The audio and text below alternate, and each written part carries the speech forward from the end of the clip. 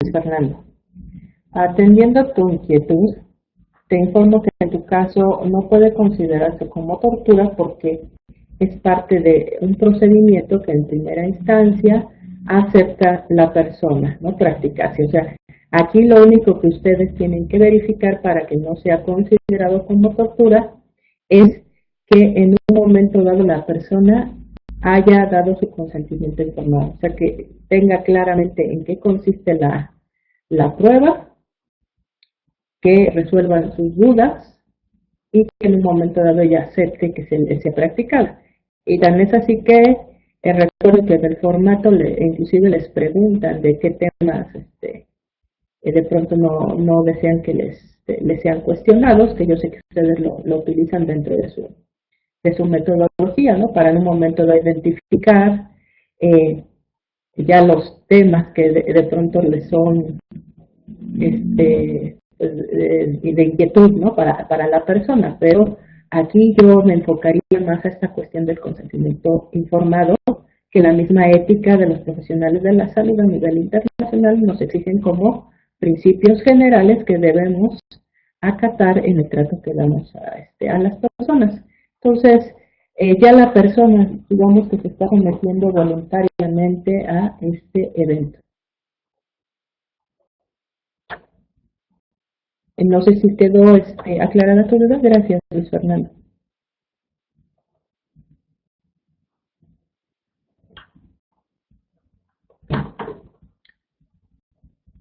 En 30 segundos empezamos y si queda alguna duda pendiente, con gusto la resolveremos en el siguiente bloque.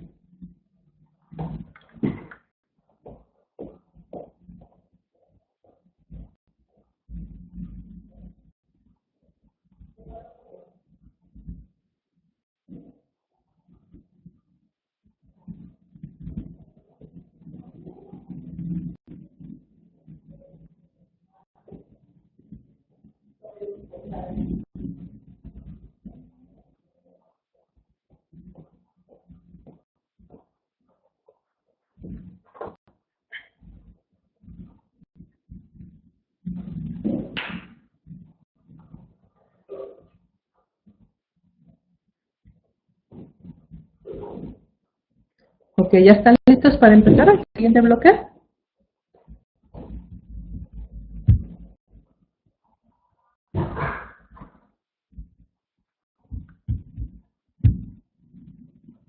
Muy bien, muchas gracias. Vamos a continuar. La siguiente pregunta. ¿Por qué hay tortura? Creo que ya en este momento, en lo que hemos avanzado de nuestra plática, entendemos que muchas veces este aspecto de la tortura se infringe en nuestro país como parte de una mala praxis en la investigación del delito. Entonces, continuando con esto, el que de pronto permitamos que se sigan generando actos de tortura sin priorizar la investigación científica nos lleva a generar impunidad y obviamente a que no se visualice el problema. ¿Sí? ¿Cuál es el mejor incentivo para seguir torturando? Bueno, que no haya denuncia, que la gente no perciba estos actos de violencia. Es decir, la circunstancia de no recibir castigo un delito o un delincuente. Eso es lo que conocemos como impunidad. Entonces, parte de nuestro trabajo es que empiecen a interiorizar esta cuestión de la tortura como algo real que debemos erradicar. Dentro de las estadísticas de tortura que se dieron en el cuarto informe de gobierno, y esto es importante porque es el documento oficial en el cual se dan cuenta de las acciones emprendidas por el gobierno, pues tenemos que se iniciaron 4.715 averiguaciones previas por tortura. Son estos documentos, pues obviamente se inician antes de la reforma y que siguen vigentes. Se iniciaron 783 actas circunstanciadas de octubre del 2015 a julio del 2016 y 36 carpetas de investigación de enero a julio del 2016.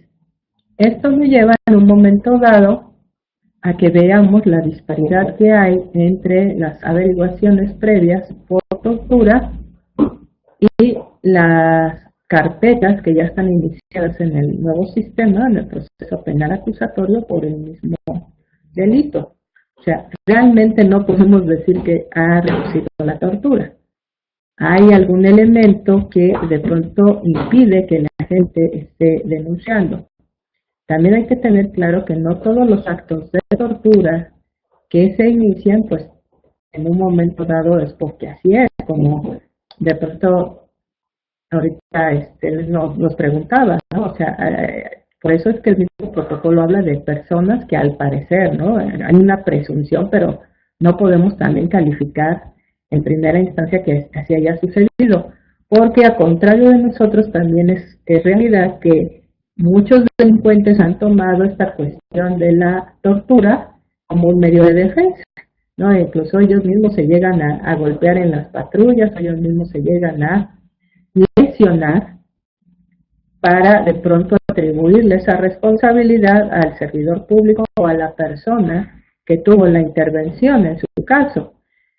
Entonces, afortunadamente estos protocolos o estos anexos que vienen contenidos en el protocolo de Estambul nos permiten identificar a través de los procedimientos de mecánica de hecho y mecánica de lesiones si ese golpe corresponde a la acción que se está planteando. O sea, por eso es muy importante estas mecánicas que, por ejemplo, la mecánica de la lesión no la hace el médico legista o el perito médico forense, y la mecánica del hecho no la hace el perito en criminalística. Estos, basados en sus principios de intercambio y de correspondencia, nos pueden inclusive determinar la posición víctima-victimario, nos permiten establecer si intervinieron una o más personas, si pudo haber sido posible que hayan sido las cosas como se están planteando, etcétera, etcétera. Por eso es que la recomendación es que veamos de cerca el caso de Temisco, de estas personas, para ver en qué se termina, porque si efectivamente existe ese tiro de gracia, se va a poder determinar que no corresponde a un fuego cruzado como lo plantea la autoridad en su versión oficial. Entonces, siempre la investigación científica, los avances que tenemos, nos van a permitir hacer creíble o no una versión, y esto me lleva necesariamente a que trabajemos la cuestión de la teoría del caso, ¿no? Porque a final de cuentas la investigación del delito actual a partir del proceso penal acusatorio en el cual pasamos de que nuestra prueba reina ya no es la confesión, sino es la prueba pericial, es la que nos va a dar mayor certeza de que en un momento dado efectivamente sucedieron o no las cosas como se están planteando. Y bueno, ¿qué entendemos por teoría del caso? En términos simples y llanos, es una narrativa de lo que realmente sucedió. Es decir, es mi versión de los hechos, pero no es cualquier versión. Es una versión que tiene ciertas características. Sabemos que esta teoría del caso está conformada por la teoría jurídica, que es propiamente la norma penal, está configurada por la teoría fáctica, que es propiamente a qué hechos le estamos atribuyendo a la persona y que obviamente coinciden con lo que nos marca la norma penal, y por último está conformada por la teoría probatoria, que es precisamente donde se le da mayor intervención a este protocolo de Estambul, porque atendiendo obviamente a los protocolos y a la experticia de los participantes son los que nos van a determinar en un momento dado si esos golpes, esas lesiones, esa afectación psicológica, cognitiva o emocional corresponden a eventos relacionados con la tortura,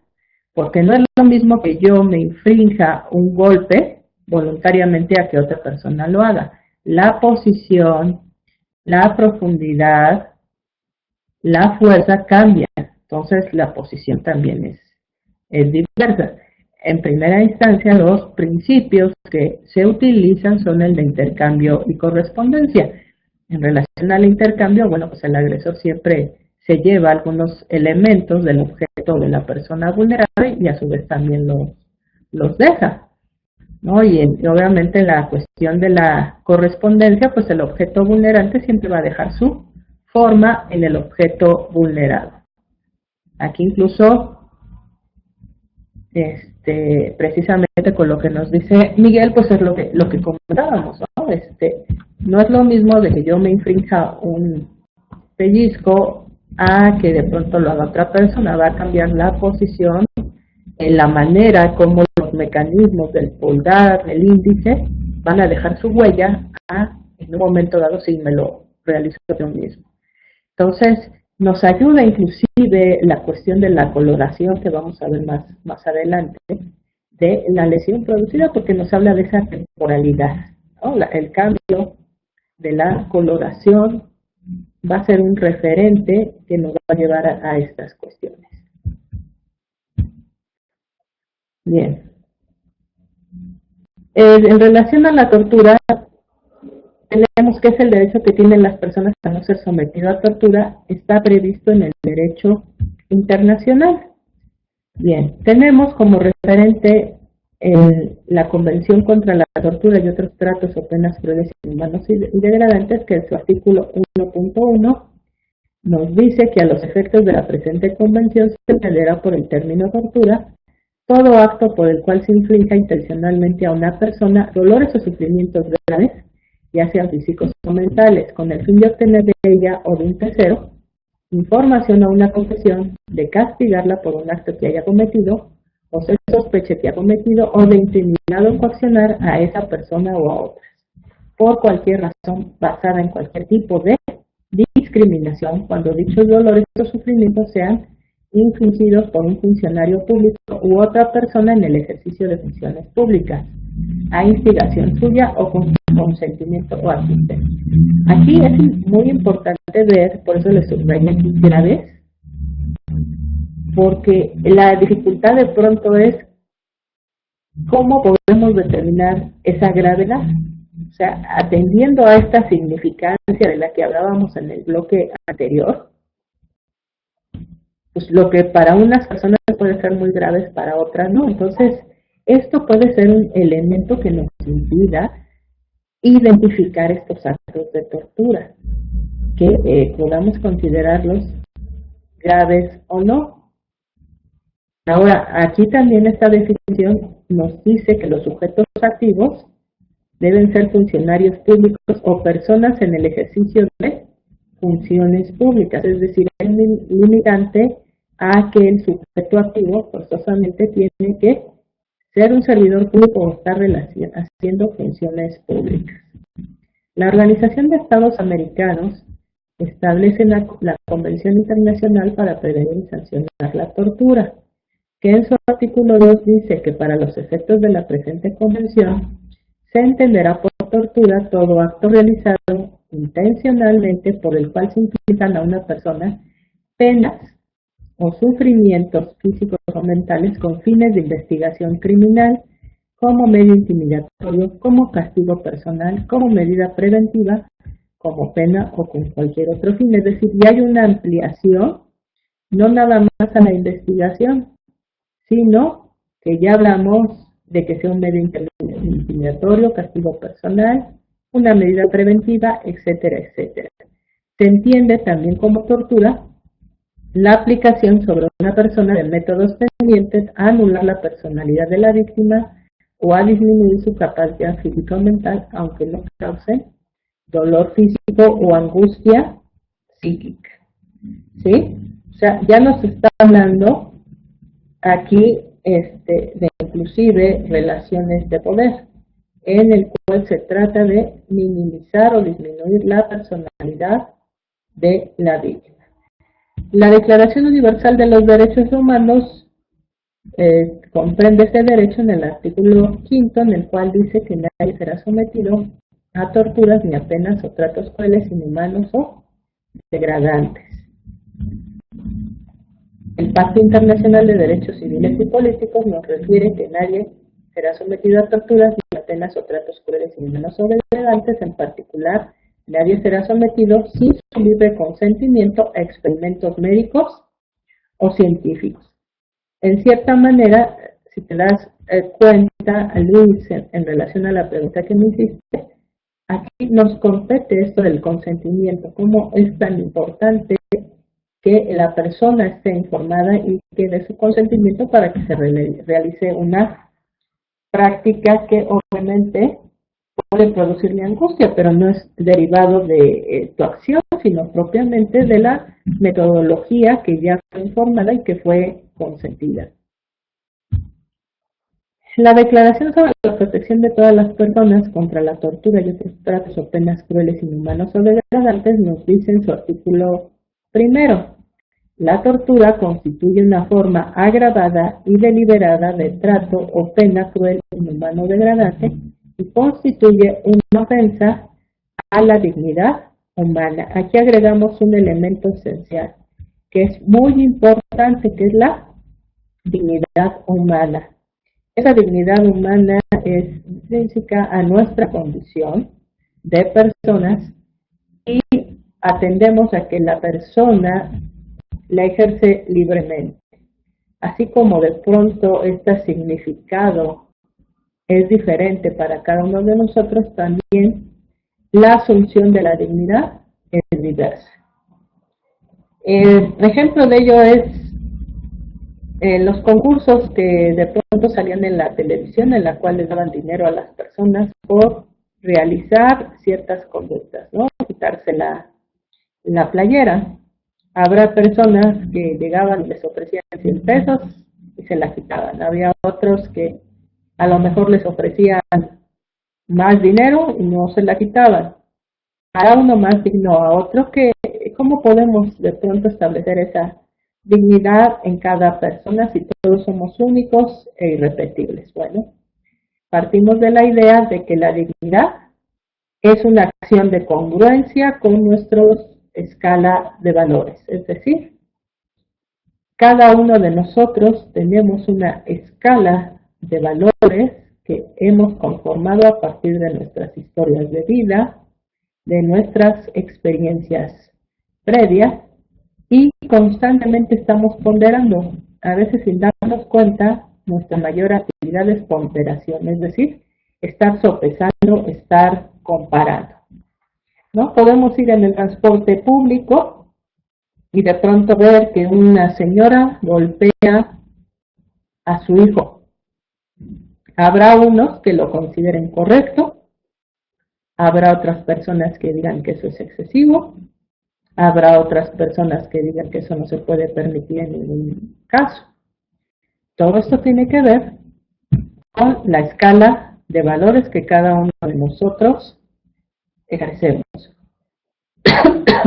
Perdón. Entonces, la dignidad tiene que ver con que actuemos en congruencia a esa escala de valores que cada uno de nosotros.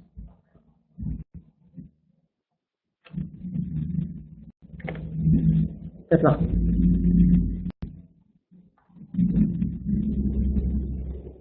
El artículo 5 de esta misma convención dice que en el adiestramiento de la policía y de otros funcionarios públicos responsables de las personas privadas de su libertad, se asegurará que se tenga plenamente en cuenta la prohibición de la tortura y de otros tratos o penas crueles, inhumanos o degradantes. La Convención contra la Tortura y otros tratos o penas crueles, inhumanos o degradantes nos refiere en su artículo 2 que no podrá invocarse una orden de un funcionario superior o una autoridad pública como justificación de tortura. Esto es muy importante porque ya nos está diciendo que no exime de responsabilidad a un servidor público que alegue que en un momento dado recibió la orden de un superior. Y esto se justifica apropiadamente en el artículo 1 constitucional, en el cual hace referencia a la convencionalidad, en el que se nos dice que todos los servidores públicos somos garantes de derechos humanos, es decir, estamos obligados a proteger, difundir, promover los derechos humanos y en caso de que percibamos que se están violando derechos humanos de las personas, tenemos que iniciar la investigación correspondiente. Entonces, no hay una justificación por la cual de pronto un funcionario quiera eximir su responsabilidad alegando que recibió la orden de un superior para ejercer tortura hacia otra persona. El artículo 10 nos dice que todo Estado parte velará porque se incluyan una educación y una información completas sobre la prohibición de la tortura en la formación profesional del personal encargado de la aplicación de la ley, sea este civil o militar, del personal médico, de los funcionarios públicos y otras personas que puedan participar en la custodia, el interrogatorio o el tratamiento de cualquier persona sometida a cualquier forma de arresto, detención o prisión. La Convención Americana de Derechos Humanos, el Pacto de San José de Costa Rica, nos dice en su artículo 5 lo relativo al derecho a la integridad personal, en el cual nos refiere que toda persona tiene derecho a que se le respete su integridad física, psíquica y moral, y nadie debe ser sometido a torturas, ni a penas o tratos crueles, inhumanos o degradantes, y que toda persona privada de la libertad será tratada con el respeto debido a la dignidad inherente al ser humano. La Convención Interamericana para Prevenir y Sancionar la Tortura nos dice en su artículo 7 que los Estados partes tomarán medidas para que en el adiestramiento de agentes de policía y de otros funcionarios públicos responsables de la custodia de personas privadas de su libertad provisional o definitivamente en los interrogatorios, detenciones o arrestos se ponga especial énfasis en la prohibición del empleo de la tortura. Bien, dentro del Código de Conducta para funcionarios encargados de hacer cumplir la ley, nos dice en su artículo 1 que los funcionarios encargados de hacer cumplir la ley cumplirán en todo momento los deberes que le impone la misma, sirviendo a su comunidad y protegiendo a todas las personas contra actos ilegales en consonancia con el alto grado de responsabilidad exigido por su profesión. En el artículo 5 nos dice que ningún funcionario encargado de hacer cumplir la ley podrá infringir, instigar o tolerar ningún acto de tortura u otros tratos o penas crueles, inhumanos o degradantes, ni invocar la orden superior o circunstancias especiales como estado de guerra o amenaza de guerra, amenaza a la seguridad nacional, inestabilidad política interna o cualquier otra emergencia pública como justificación de la tortura u otros tratos o penas crueles, inhumanos o degradantes. Para eso, ya atendiendo a todo este antecedente internacional, es por el cual surge ese protocolo de Estambul. Si ustedes se dan cuenta, ya tiene contenidas todos estos lineamientos que nos dan estos documentos internacionales, en el cual, si podemos hacer una síntesis, nos lleva a que tenemos que respetar en todas las instancias la dignidad de la persona, de no discriminarla, de a darle la información de qué se trata nuestra intervención, la necesidad y que ella está en posibilidad de negarse a hacerlo, y que la prueba reina en el sistema acusatorio es la pericial, ¿no? Tenemos que cambiar la manera en cómo vamos investigando. Después de analizar todos estos documentos internacionales que sustentan en un momento dado el paradigma en materia de tortura, bueno, vamos a ver el criterio de la Corte Interamericana de Derechos Humanos. Y atendiendo a este criterio, nos está diciendo la Corte Interamericana: se está frente a un acto de tortura cuando el maltrato cumple con los siguientes requisitos.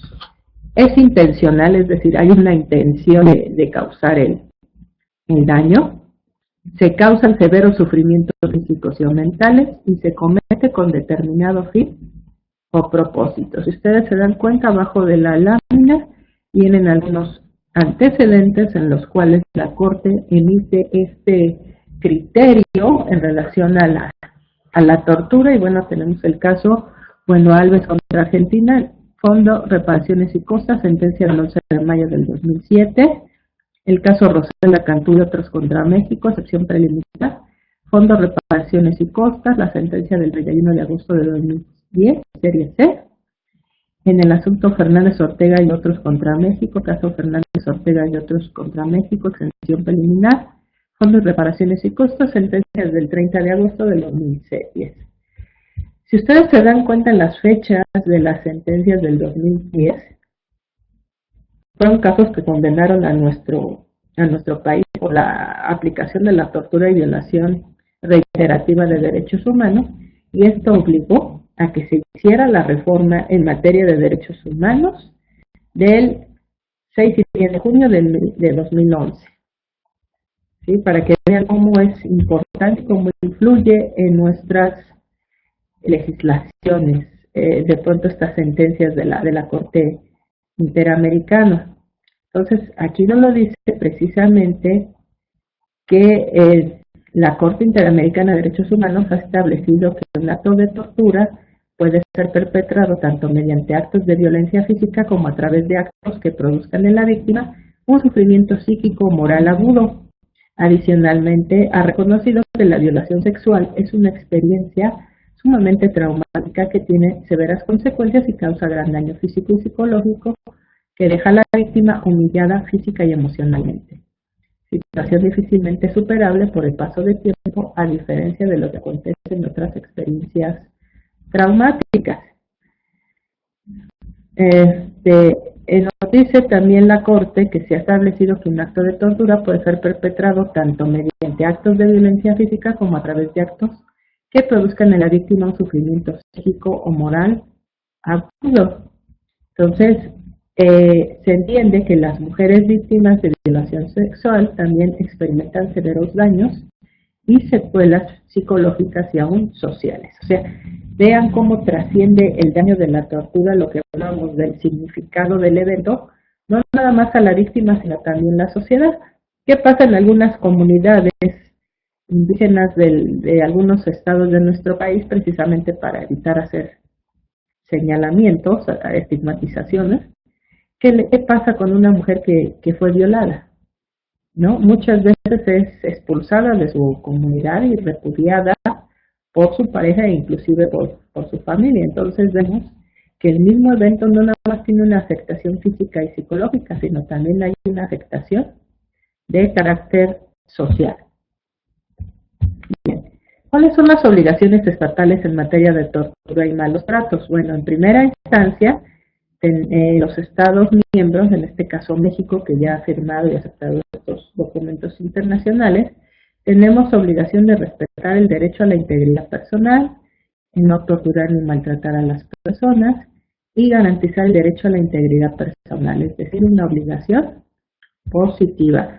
¿Cómo se da esta obligación positiva? Adecuando nuestras legislaciones, generando instrumentos para que podamos realizar la investigación de forma eficaz. Bien. Dentro de las obligaciones convencionales, que llamamos obligaciones convencionales, precisamente las que surgen de todas estas convenciones, en el caso pues, para prevenir y erradicar la tortura, tenemos que como obligación convencional la deber de los estados partes de respetar y garantizar a todas las personas los derechos y libertades reconocidos en los instrumentos internacionales sin distinción alguna. Además, deben adoptar medidas legislativas o de otro carácter para hacer efectivos tales derechos y libertades. Se cuenta también con una responsabilidad internacional en la que todo Estado es responsable ante la comunidad internacional por actos o omisiones de cualquiera de sus poderes u órganos en violación de los derechos internacionalmente consagrados. Bien, dentro de estas obligaciones positivas, pues debemos investigar de manera pronta, expedita e imparcial cualquier posible comisión de tortura, reparar integralmente a las personas que han sido víctimas de la misma. Aquí, forzosamente, tenemos que enlazar nuestra Ley General de Víctimas y generar las condiciones para que estas personas tengan una reparación integral en todos los aspectos, médicos, psicológicos, e incluso con ejercer su derecho a la verdad y a la no repetición. Bien, tenemos también las obligaciones negativas, el no hacer, asegurar que los funcionarios se abstengan de cometer actos de tortura. Bien.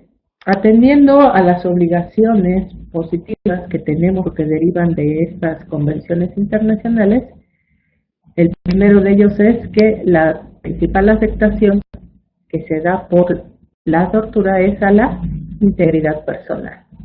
Y para ello nos remitimos al artículo 5 que dice que toda persona tiene derecho a que se respete su integridad física, psíquica y moral. Nadie debe ser sometido a torturas ni a penas o tratos crueles, inhumanos o degradantes, y toda persona privada de la libertad será tratada con el respeto debido a la dignidad inherente al ser humano. Bien, dentro del derecho a la integridad personal, la infracción del derecho a la integridad física y psíquica de las personas tiene diversas connotaciones de grado que abarca desde la tortura hasta otro tipo de vejámenes o tratos crueles, inhumanos o degradantes cuyas secuelas varían de intensidad. La tortura y otros tratos o penas crueles, inhumanos o degradantes lastiman especialmente la dignidad e integridad de las personas, que es a las que consideramos víctimas directas, y de sus familiares, pero también dañan profundamente a las instituciones y por ende al Estado en su conjunto. Aquí nos lleva precisamente a la cuestión del daño desde la perspectiva étnico-cultural, porque si ustedes analizan todos los conceptos que hemos visto previamente, nos lleva necesariamente a que también hay una cuestión de discriminación en el ejercicio de la cultura. Ejercemos estos actos porque consideramos esta superioridad sobre la otra persona, y muchas veces esta jerarquización o superioridad viene relacionada desde la concepción que tenemos de la otra persona. En este caso, para nadie es algo, digamos, que sorprenda que desgraciadamente en nuestro país somos altamente discriminatorios, inclusive con personas de nuestra misma familia, y que enfocamos atendiendo a los resultados de la última encuesta que hizo el INEGI, de que las personas consideran que el color de su piel afecta en un momento dado su progreso en materia laboral. Entonces, el daño desde la perspectiva étnico-cultural que se da en materia de tortura, pues tiene que ver con la vulnerabilidad. En este caso es, bueno, Inés Fernández Ortega como Estado. Si ustedes observan la foto, por ahí dicen que una imagen dice más que 1000 palabras, ¿no? ¿Qué percepción tenemos de Inés Fernández Ortega? Ustedes al ver esta imagen, ¿qué me pueden decir de Inés?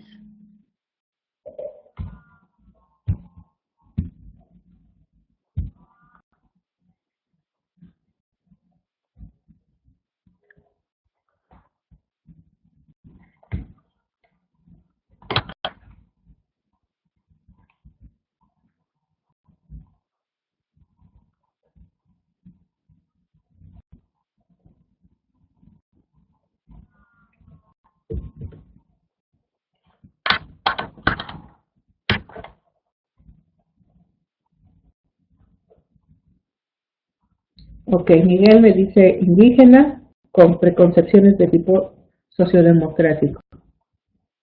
Ok, ya viste que es indígena y las preconcepciones del tipo sociodemocrático. ¿Pero qué expresa su cara? O sea, en atención a la perspectiva económica, ¿cuál es su condición?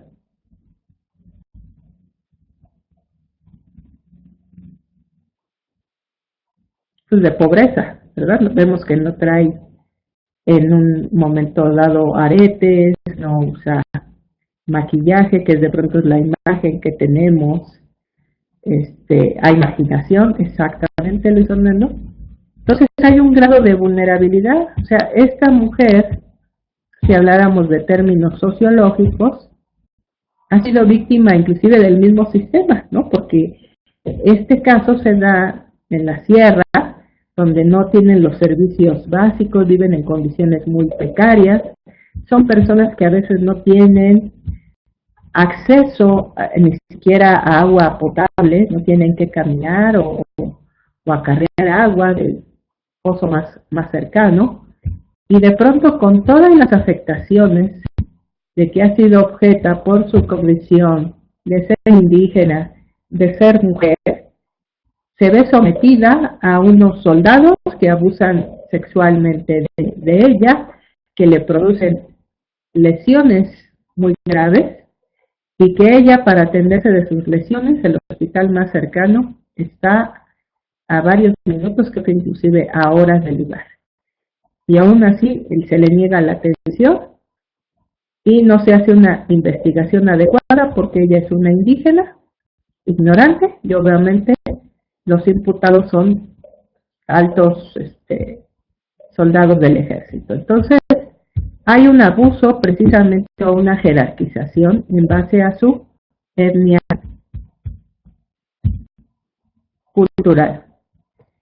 Y esto me lleva a la cuestión de la validación cultural.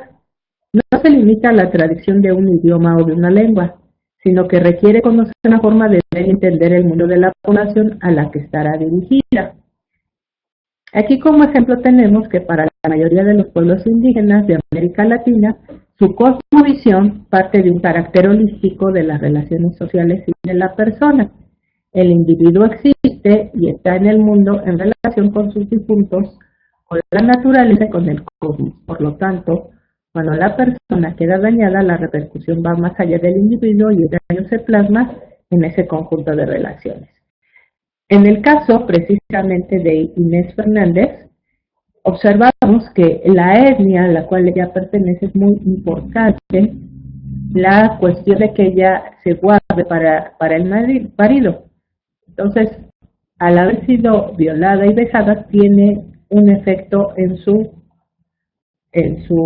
comunidad de manera negativa, que también es la trascendencia de esa tortura. Las violaciones sexuales hacia las mujeres provocan la destrucción de las familias, ya que la mujer que ha sido violada generalmente tiene muchas dificultades en ser aceptada en el seno familiar y matrimonial. Si la mujer no estuviera casada al momento de la violación, muy probablemente sería rechazada por los hombres y no podría establecer una familia, con lo que ello implica dentro de una cultura donde la familia y el matrimonio son el elemento central del orden social. Es muy importante esto porque vamos entendiendo hacia dónde trasciende la tortura. En un contexto multicultural, a la existencia del concepto de susto como enfermedad del cuerpo y del alma, Rubén Oliva y Callado describen los síntomas de susto como la víctima está inquieta durante el sueño, el resto del tiempo inerte, debilitada, deprimida, indiferente al alimento, el vestido y la higiene personal.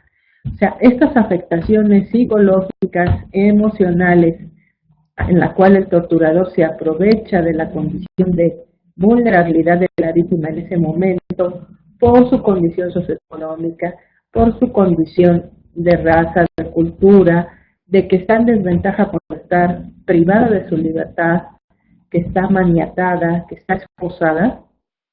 Me aprovecho, pues evidentemente va a haber una afectación que va a ser detectada a partir de la aplicación de los diversos protocolos o anexos que nos marca precisamente este protocolo de Estambul.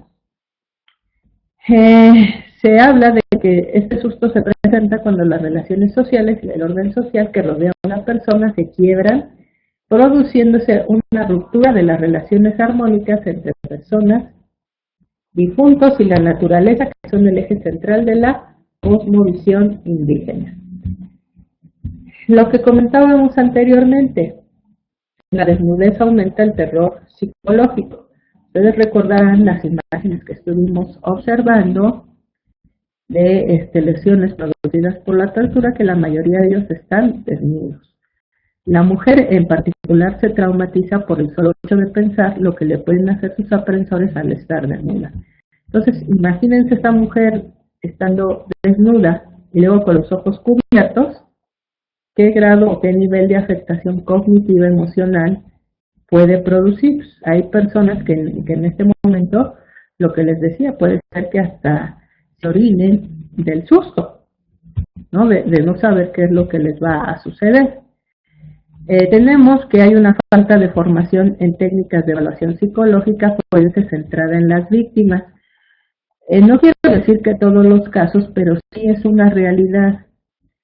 Para los que han tenido oportunidad de asistir a una evaluación psicológica ante un órgano de investigación de justicia, se darán cuenta que los compañeras psicólogos tienen un exceso de trabajo, o sea, son muy poco personal y a veces hacen unas, de pronto, evaluaciones psicológicas muy someras o con muy poco tiempo y obviamente tampoco en las condiciones idóneas, porque muchas veces ni siquiera tienen un privado en el cual puedan realizar todas estas entrevistas, porque inclusive aunque se les asigne una oficina, entra y sale gente constantemente por firma de documentos y eso nos lleva en un momento dado a que no se dé una atención debida, no tanto porque el servidor público no lo quiera hacer, sino porque es basado en cuestiones de infraestructura y de condiciones óptimas para que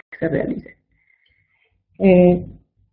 Se utilizan indistintamente instrumentos de evaluación dirigidos a determinar la imputabilidad o no de un acusado, a determinar el daño y secuelas sufridas por una víctima o a analizar la credibilidad del testimonio. En esta parte quiero dejar muy en claro que muchas veces la víctima es criminalizada por su actuar precedente. ¿A qué se refiere esto? Bueno, en el caso de los imputados, que generalmente son los que de pronto son víctimas de tortura, pues no se toma en serio el testimonio por el simple hecho de que son personas que están sujetas a investigación. Entonces, de entrada se les desvaloriza el testimonio. También tenemos otros casos de criminalización de la víctima, por ejemplo, en el caso de mujeres que de pronto se dedican a la prostitución y que van a denunciar que fueron violentadas para obtener información. Bueno, estas mujeres se consideran que no sufren daño porque se dedican al sexo servicio, que el daño debe ser menor al de una persona que no se dedica a dicha actividad. Pues todos estos prejuicios, toda esta cultura nos lleva en un momento dado a no valorar adecuadamente la investigación que se hace por la cuestión de la tortura. ¿Qué es lo peor que podemos hacer como servidores públicos? Bueno, ignorar. Ignorar es la máxima violencia que un servidor público puede ejercer. Y si reflexionamos un poco, no lo digo que todos ustedes, pero algunos de nosotros si reflexionamos sobre esta cuestión, tal vez podamos identificar que hemos cometido algún acto de violencia ante las víctimas al darles descrédito. Es decir, muchos de nosotros consideramos que no violentamos, pero si hacemos un análisis y reflexión más profunda, les puedo asegurar que nos vamos a llevar una sorpresa. ¿La víctima que alega haber sido torturada debe ser de objeto de investigación o debe ser objeto de protección? ¿Qué opinan ustedes?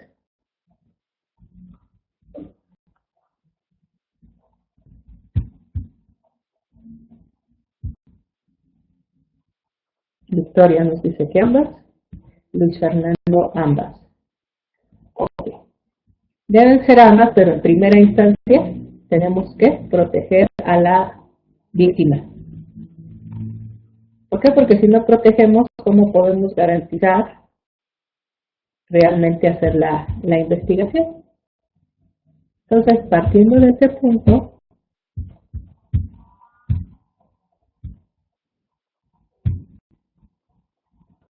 tenemos que ver si la víctima debe ser considerada como el objeto de la investigación o como una cosa de investigación. ¿Cuál es el trato adecuado? Bueno, dentro de este trato adecuado, lo primero es la sensibilidad y respeto. Debe haber esta sensibilidad y respeto hacia la persona que alega ser víctima de tortura, independientemente de cuál haya sido su experiencia previa de vida y si se comparte o no esa experiencia. O sea, puede ser el peor criminal que se está investigando, pero no por eso tenemos nosotros derecho a torturarlo. Porque para eso es la investigación, en primera instancia, para determinar si existe o no un hecho que la ley considera como delito y si la persona participó en él. Es decir, el único que puede decretar su culpabilidad es un juez. Entonces, No podemos asumir en la investigación una postura de querer castigar cuando no es nuestra función. Asimismo, tenemos que, en todo caso, priorizar el respeto a los derechos humanos para evitar que en un momento dado se alegue tortura o alguna deficiencia en la investigación que lleve a que la misma sea cerrada y que se genere impunidad. Entonces, muchas veces yo lo comento con algunos otros compañeros con los que de pronto interactúo en estos cursos, de que en todo caso tenemos que garantizar que se cumpla con el debido proceso para que en un momento dado, si hay alguna denuncia de tortura, pues la misma no tenga elementos para proceder y que nos afecte a el juicio por el cual buscamos que se le procure justicia a la víctima. O sea, hay muchos aspectos con los cuales podemos abordar esta cuestión que inclusive nos pueden garantizar mayor éxito en la comprensión de un juicio. El personal actuante durante las entrevistas tiene que mostrar actitudes positivas que permitan a la víctima expresar su experiencia traumática en forma digna y en un ambiente de respeto hacia su sufrimiento. Se debe mostrar empatía, amabilidad y emplear técnicas de escucha activa. Okay. Rubén me pregunta ¿qué profesión tengo? Bueno, yo soy abogada, trabajo en la Procuraduría de Justicia de la Ciudad de México y soy maestra en criminología. No sé si con eso sea suficiente, Rubén.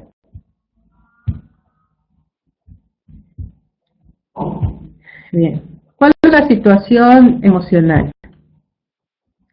Bueno, razonablemente no se puede esperar que las personas que han sobrevivido a experiencias tan traumatizantes recuerden con precisión los detalles de cada acontecimiento como la fecha y la hora exacta. No se puede tampoco razonablemente esperar que se recuerden de cada elemento preciso de una serie compleja de acontecimientos traumatizantes. De hecho, en determinadas circunstancias, las contradicciones pueden constituir signos de la sinceridad e indicar que no fueron influenciados. Tenemos el caso Furundufisa del Tribunal Internacional para la ex Yugoslavia. Fíjense, cuando una víctima, por eso es tan importante la cuestión de la sensibilización y en un momento dado no ser ajenos al sufrimiento, porque una persona que pasa por tortura, pues no tiene de pronto claro los detalles de cada acontecimiento. O sea, muchas veces puede ser que sean minutos y para esta persona sea eterno el sufrimiento que le fue infringido. Entonces, el mismo protocolo de Estambul nos dice que no podemos esperar razonablemente que se recuerde de cada elemento preciso una serie compleja de acontecimientos traumatizantes, porque lo que la víctima quiere, de pronto el cerebro, la reacción es olvidarlos. Entonces, las mismas contradicciones, la falta de precisión, se puede tomar como un indicio serio de que esta persona sí fue sujeto de tortura. Porque uno diría, no, pues tiene que tener claro cuál fue el evento.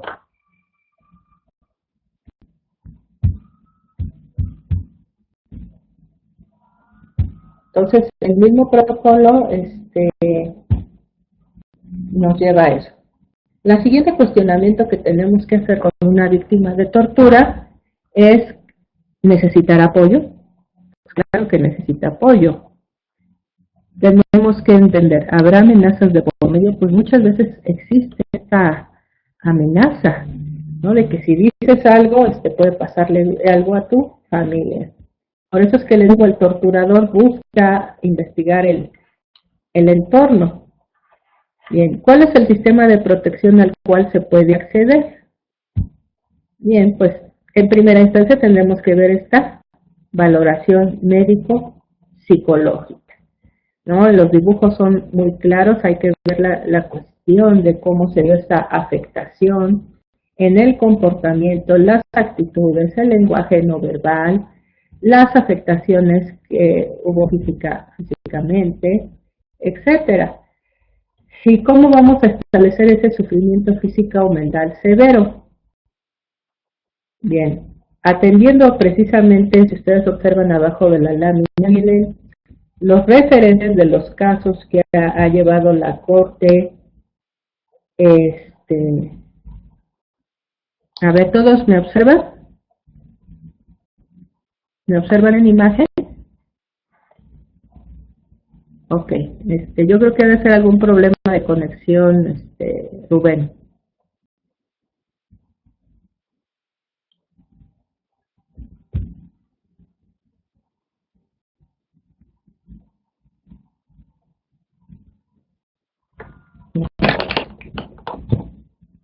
Vamos a continuar. Rubén, ¿sí me observas? Creo que por ahí hay algún problema de conexión. Bien. Continuando con esta cuestión del sufrimiento físico-mental severo, observamos que en la parte de abajo de la lámina vienen los referentes de los casos en los cuales la Corte ha emitido estos criterios. Tenemos, precisamente tomando el caso de Fernández Ortega y otros contra México, que se considera que el sufrimiento físico o mental severo, con el fin de analizar la severidad del sufrimiento padecido, la Corte debe tomar en cuenta las circunstancias específicas de cada caso, es decir, no se va a tomar en consideración general todos los casos por igual, sino tenemos que analizar precisamente el contexto de cada persona para poder establecer la cantidad de sufrimiento físico o mental para adecuarnos a si se puede establecer que fue severo o no. Entonces, continuando con esto, nos dice, para ello se deben considerar las características del trato, tales como la duración, el método utilizado o el modo en que fueron infligidos los padecimientos, los efectos físicos y mentales que estos pueden causar, así como las condiciones de la persona que padece dichos sufrimientos, entre ellos la edad, el sexo, el estado de salud, entre otras circunstancias personales.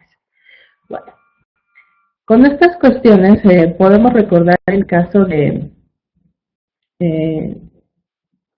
una chica que tuvieron aquí en situación de esclavitud en una tintorería en la delegación Álvaro Obregón. Esta muchacha tenía un sufrimiento físico y mental muy severo que hasta donde recuerdo siguen en tratamiento porque sus captores la tuvieron encerrada en la tintorería y ella prácticamente todo el día se dedicaba a planchar, no la dejaban salir, la tenían encadenada, muchas veces no le daban de comer. Esta muchacha de la desesperación llegó a arrancarse los cabellos, la ansiedad le producía que se rascara las costras y se le formaran todas las costras, entonces de pronto ya no tenía cabellos en algunas áreas de su cabeza, tenía costras infectadas y se comía el plástico, las bolsas estas que se les pone a la ropa que se manda a la tintorería. Entonces, cuando esta mujer fue rescatada ya traía afectaciones inclusive en los riñones, en el páncreas, en el hígado, bajo peso, desnutrición, alteraciones emocionales por el encierro, la cadena, en cierta manera ya le formó una capacidad. Entonces, tenemos de pronto personas que difícilmente pueden dar una temporalidad, ¿no? Pues no sería razonable solicitarlo, derivado de la condición en la cual fueron torturadas. En toda valoración médico-psicológica deben observarse los siguientes principios, esto es muy importante.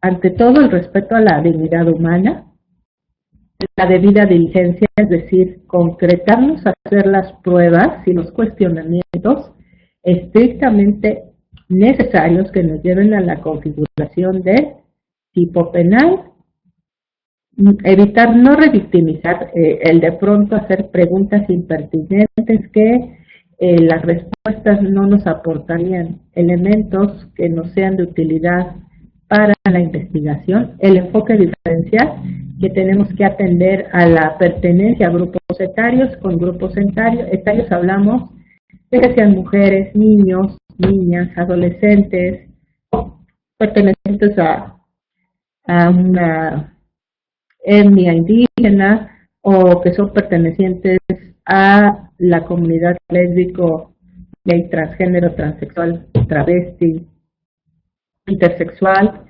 Tenemos que dar una máxima protección atendiendo al principio pro persona, lo que sea mejor para la persona humana, y atendiendo a los códigos de ética de los profesionales de la salud que veíamos hace rato en primera instancia, y la perspectiva de género, entre otros.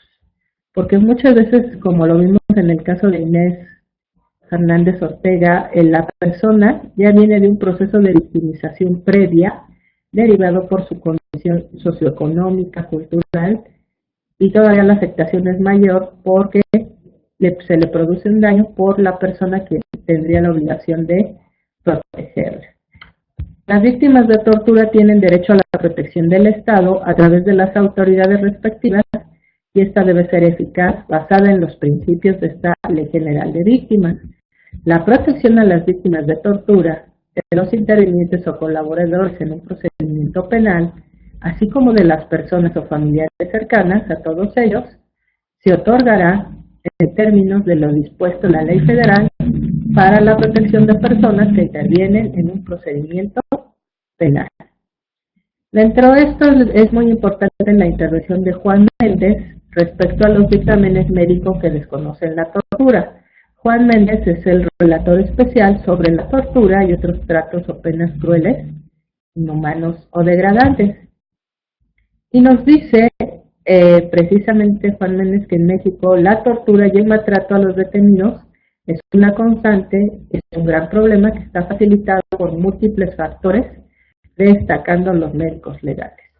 Obviamente sin buscar generalizar a todos los profesionales, de pronto tenemos que, como se los dije en cuestión de los peritos psicólogos, pues a veces tenemos que los médicos legistas o los peritos médicos forenses, al intervenir pues también sucede lo mismo, tienen mucho trabajo, tienen poco personal, la infraestructura es deficiente y a veces emiten sus dictámenes haciendo ya una valoración de cuántos días tarda o no en sanar la lesión sin que haya otros elementos que puedan de pronto permitir determinar de mejor manera. A criterio de los peritos oficiales médicos psicológicos que lleven a cabo el examen del detenido para certificar la integridad física al momento que se presentó ante la autoridad competente, cuando existan signos o indicios de posible tortura, otros tratos o penas crueles, inhumanos y degradantes. Esto viene contenido en el Acuerdo 08 del 2015 de la Procuraduría General de la República, pero el problema es que nunca hemos visto en estos certificados médicos y legales que de pronto no se pronuncie el perito médico por la existencia no de indicios de tortura. Es decir, hay una simulación de pronto nada más a señalar cuánto tardan en sanar las lesiones, pero no si estas son características de la tortura o no. Aquí tenemos un ejemplo de ello, ¿no? De cómo muchas veces se maquillan estos dictámenes y la caricatura es clara al respecto, ¿no? Nos dice que su radiografía mostraba una costilla rota, pero ya la hemos arreglado con Photoshop. Prácticamente también en muchos de la manera en cómo se redactan estos dictámenes, pues es como si pudiéramos aplicar este Photoshop a muchas acciones que sí constituyen actos de tortura. ¿Qué nos va a ayudar mucho atendiendo lo que nos dice el protocolo de Estambul? Bueno, la colorometría, que retomamos de los chilenos, es una clasificación que se hace en Chile, y esta colorometría nos permite identificar la temporalidad. Como les refería en un inicio, en base al principio de correspondencia, pues el objeto vulnerante siempre deja su forma, ¿no? Aquí está más o menos la forma del objeto con el cual fue golpeada esta persona, y pues por la coloración ya lleva ciertos días, y esto nos ayuda mucho precisamente para hacer una descripción de las lesiones. Para hacer esta descripción es necesario que quede grabada la evidencia fotográfica. De preferencia las fotos deben ser tomadas por un perito. ¿Por qué? Porque obviamente sabemos que el perito sabe mejor del manejo de la luz, el manejo de las tonalidades de la piel, y él podrá en un momento dado, a base a su experticia, ver cuál es el mejor ángulo para que quede evidencia de cómo estaba esa lesión. Bien, en este momento hacemos el receso de nuestro bloque 2, 5 minutos, y aprovecho para responder las preguntas que tengan o las dudas o inquietudes. Entonces nos vemos ahorita a la 1:03, por favor, para iniciar nuestro siguiente bloque. Gracias.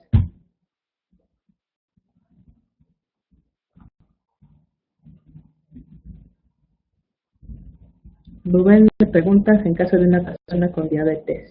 ¿En qué sentido? Sí tenemos que cuestionar a la persona su estado de salud para ver en un momento dado qué puede afectar, y en su caso tener cerca a un médico para que si la persona, derivado de su ansiedad natural por estar presentada ante el Ministerio Público, pueda sufrir algún contratiempo. Entonces, sí deben de tener, más ustedes, si hablamos que son policías y tienen personas en su custodia, tienen que verificar, preguntarle a la persona su estado de salud, si toma algún medicamento, y hacerlo del conocimiento del Ministerio Público.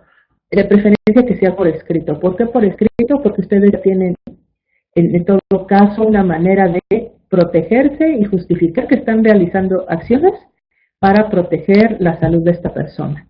Porque sí puede ser que en un momento dado nos ha pasado que hay personas que les da el infarto o les da un coma diabético derivado de su misma ansiedad, no tanto porque el servidor público haga alguna acción para torturarlo, pero son personas que de pronto en su vida se han visto involucradas con la autoridad y por un hecho de tránsito, por ejemplo, llegan a la agencia del Ministerio Público, y eso ha provocado inclusive gente que se suicida. ¿Sí? O sea, llega a ser tanta la vergüenza, y más si de pronto la persona tomó, ¿no?, que cuando reacciona en una galera puede producirle mucha afectación. Por eso es tan importante que estos profesionales de la salud, los médicos, emitieran o hicieran en su valoración toda esta anamnesis o toda esta historia clínica en la cual vemos estas especificaciones. Porque, por ejemplo, en el caso de las personas diabéticas, tienen que estar consumiendo alimentos aproximadamente cada 4 o 5 horas, precisamente para mantener los niveles de glucosa estables. Tenemos que ver que tengan agua suficiente, porque muchas veces por la acción de los medicamentos tienen mucha sed, y pues tenemos que tener un lugar digno donde puedan estar orinando. Entonces, hay que estar muy cuidadosos con estas cosas, registrarlo en sus bitácoras y hacer las solicitudes respectivas.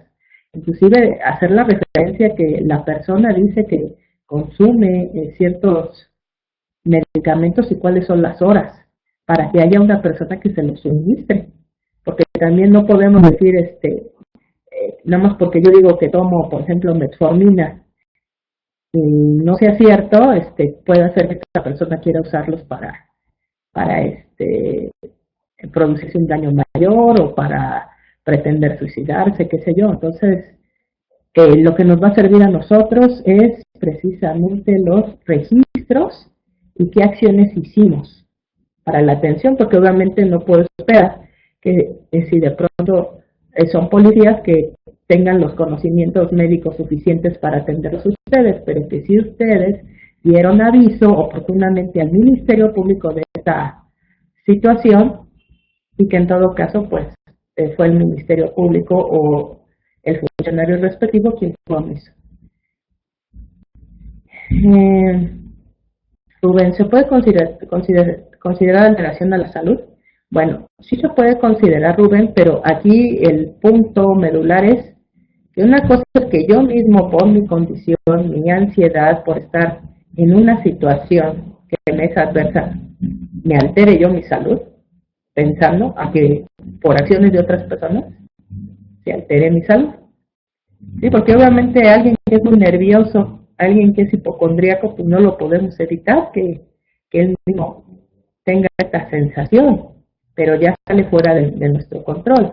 Por eso es muy importante que cuando tenemos personas a nuestro cuidado o bajo nuestro resguardo, es muy importante la observación, porque de la observación vamos a poder detectar oportunamente cualquier reacción, tanto violenta o que pueda constituir un riesgo para la persona detenida.